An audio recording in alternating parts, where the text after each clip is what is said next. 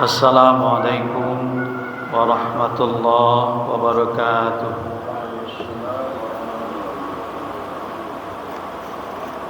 Alhamdulillahi rabbil alamin. Wassalatu wassalamu ala asyrafil anbiya'i wal mursalin wa ala alihi wa sahbihi ajma'in. A'udzu billahi minasy syaithanir rajim. Bismillahirrahmanirrahim. Yauma yuhma 'alaiha fi nari jahannam fatukwa biha jibahuhum wa junubuhum wa zuhuruhum hadza ma kanastum li anfusikum fadzuqu ma kuntum taknizun. Ingatlah pada hari ketika emas, perak yang tidak dizakatkan itu dipanaskan dalam neraka jahanam. Lalu dengan itu disetrika dahi, lambung dan punggung mereka, sambil dikatakan kepada mereka, inilah harta yang kamu simpan untuk dirimu dulu, maka rasakanlah akibat dari apa yang kamu simpan itu. Al-Quran Surat At-Taubah, surat yang ke-9 ayat 35. Bapak-bapak, ibu-ibu, kaum muslimin dan muslimat sidang jamaah asar rahimakumullah. Marilah kita bersyukur kehadirat Allah Subhanahu wa taala atas segala limpahan nikmat-Nya kepada kita. Selawat dan salam kita doakan kepada Allah untuk Nabi Muhammad sallallahu alaihi wasallam. Dalam kesempatan ini kita akan ingatkan kepada kita semua yang sudah datang kewajiban untuk berzakat. Karena banyak kaum muslimin yang mengeluarkan zakat di bulan Ramadan, apakah karena dia memang waktunya segitu, atau juga karena tidak paham penghitungan haul, pokoknya Ramadan.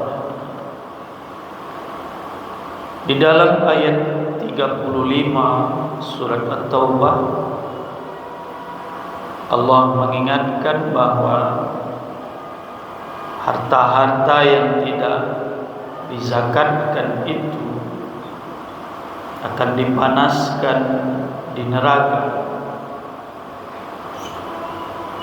dan dengan harta yang telah dipanaskan dan mendidih itu kemudian dijadikan pengazab mereka. Di dalam sebuah hadis yang berasal dari Abu Hurairah, riwayat Bukhari dan Muslim, dijelaskan tentang azab orang yang tidak berzakat ini dalam bentuk lain. Disebutkan di dalam hadis itu, kata Rasulullah SAW, menurut penuturan Abu Hurairah, yakunu kanzu ahadikum yaumal qiyamah syuja'an yaqra'a. Jadi kekayaan seseorang yang tidak dizakatkan itu pada hari kiamat, pada hari akhirat nanti, dia akan berubah menjadi seekor ular besar yang ganas, yaqra, yang kepalanya itu botak karena banyak racun, jadi mempengaruhi tubuhnya bulu di kepalanya. Jadi harta itu berubah menjadi ular ganas itu.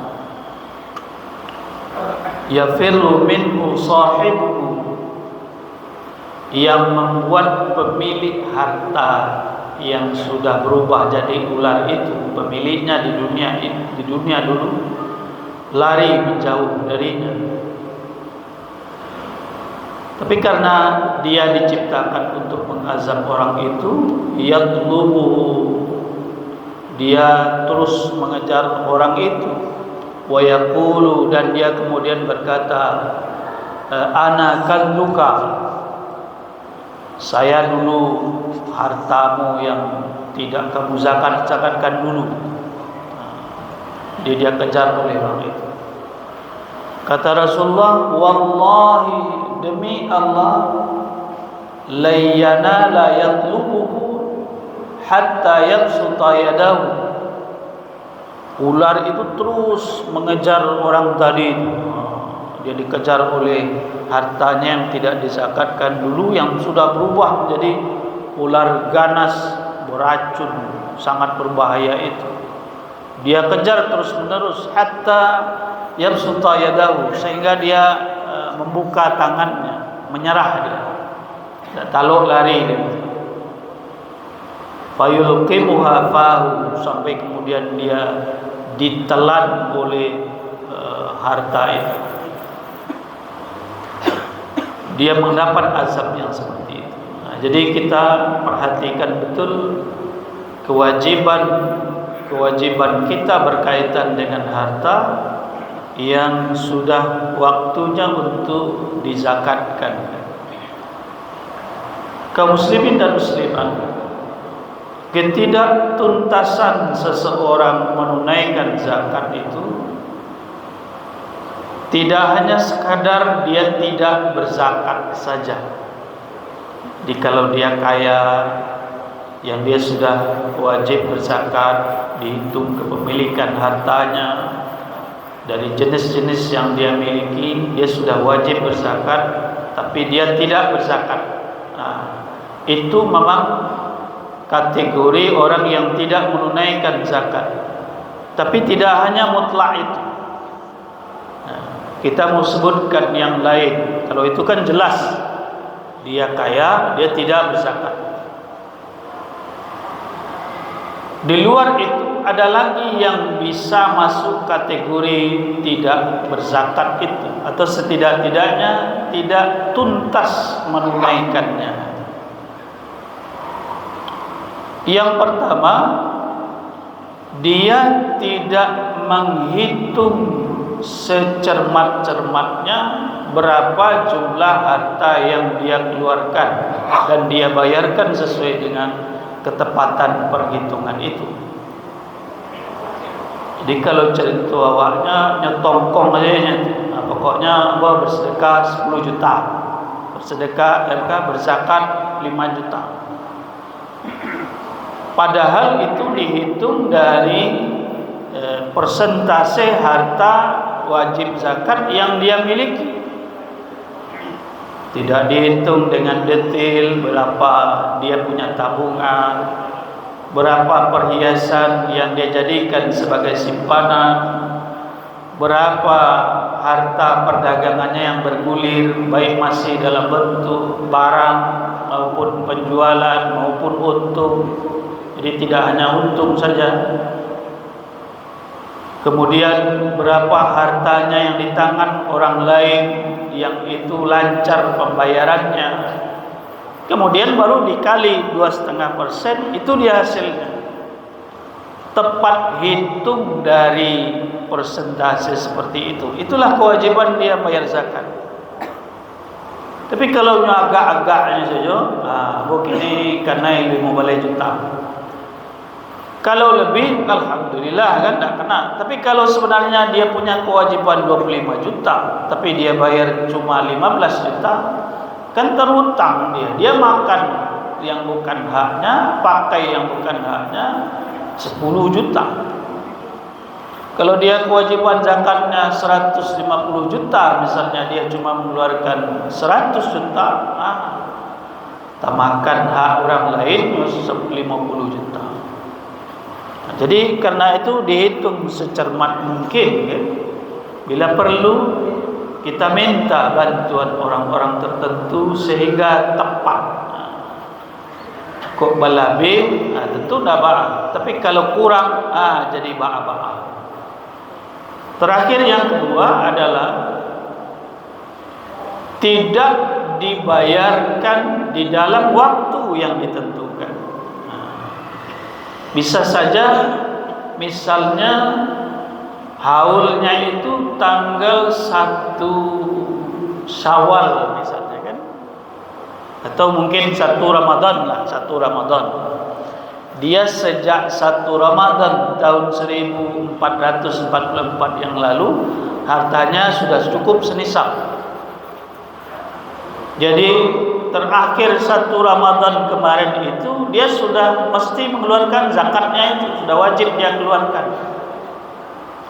Tetapi diundur sampai kini lunyo keluar itu. Sehingga sudah terlewat setengah bulan, nanti jadi sebulan, nanti jadi 2 bulan. Keterlambatan itu menjadi bagian dari ketidaktuntasan dia membayar zakat itu. Dia mesti dalam rentang batas akhir haulnya itu, masa hitung 1 tahunnya itu. Kalau sudah lewat di situ, ya dia sudah tercatat sebagai orang yang tidak utuh, tidak sempurna, ada kurangnya. Nandah dizakatkan sejolong tentu tuntas, kira kurang loh itu. Ini tentu nanti akan jadi soal. Harta-harta seperti itu nanti akan berubah jadi ular besar. Versi hadis tadi, baru bisa dikejar orang yang tidak mau berzakat itu, yang tidak menzakatkan harta itu, dia makan, dia siksa. Atau seperti ayat 35 surat At-Taubah tadi, dipanaskan sampai hancur mendidih, kemudian dituangkan jibah ke keningnya, ke perutnya atau ke punggungnya, sambil dikata-katai oleh malaikat, hadza ma kanastum li anfusikum. Ini dia harta yang dulu kamu simpan saja untuk diri. Wadzuqu ma kuntum taknizun, rasailah akibat dari perbuatanmu dulu. Jadi inilah yang kita ingatkan dalam kesempatan ini, karena umumnya atau banyak kaum muslimin yang berzakat di bulan Ramadan ini. Mari kita perhatikan tadi itu, kecermatan hitungannya dan ketepatan waktunya. Sehingga dengan demikian zakat kita memang diterima sebagai ibadah di sisi Allah Subhanahu wa taala dan dibalasi dengan berlipat ganda. Amin ya rabbal alamin. Atas segala hal yang kurang berkenan mohon dimaafkan. Billahi taufiq wal hidayah. Assalamualaikum warahmatullahi wabarakatuh.